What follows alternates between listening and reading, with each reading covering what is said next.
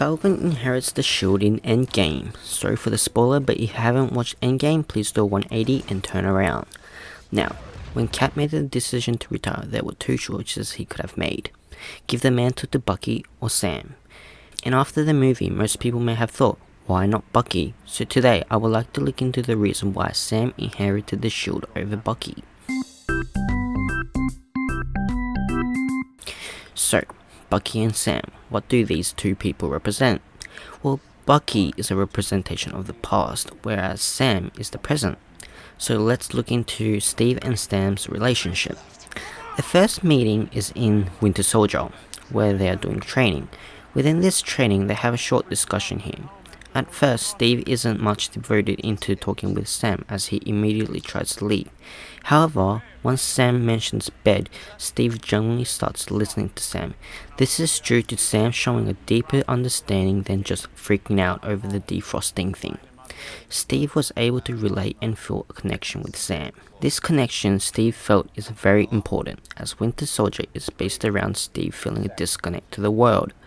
By the way, I am making a tribute video on Steve and Bucky around this theme of disconnect, so if you're interested, please subscribe.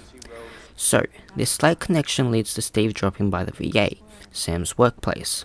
I think this scene where Sam is talking and connecting to the general is very crucial, as this most definitely had a big impact on Steve talking with Joe Russo in Endgame. Then, Sam opens up about his past to Steve. My wingman, Riley, flying a night mission.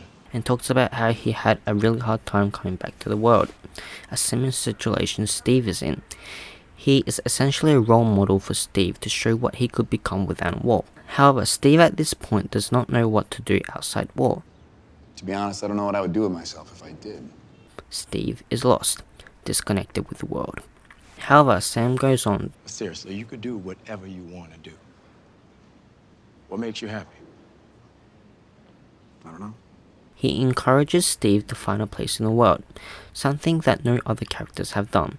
Sam is a really empathetic person and was a key player in Steve finding his ground in the world.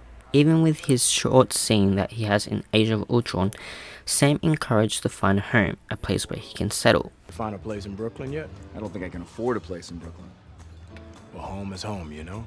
These small empathetic moments really make up Sam's character, as he always puts Steve first, having his back and always pushing his back. From looking to Bucky to joining the Avengers to becoming fugitives, Sam was always by Steve's side for 4 whole years. Compare this to Bucky. In the present world where Steve felt disconnect and loneliness most, they only spent a brief amount of time together. They reunite in Winter Soldier, but by the end of it he went missing, and in Civil War 2, he goes to sleep. In the present world where Steve felt most home, most connected, was more than Bucky, Sam. He was always there for him. And although Steve was a man out of time, he was able to have a place in the world. So, Bucky represents the past and Sam the present. Obviously, being a man out of time, he valued his past relationship, and when the opportunity arose, Steve chose to somewhat be selfish and live a life in the past. Although this choice is earned, was past the only relationship he had? No. He had Sam. And that is why he gives the mantle to Sam. If Steve gave the shield to Bucky, it would only emphasize the idea that he only felt a deep connection to the past. However, this isn't the case. Living a life with Peggy, Steve would remember from time to time the days he had with the present people, that he had a place where he could have lived a life with. Steve would have probably laughed cracking up jokes with Sam.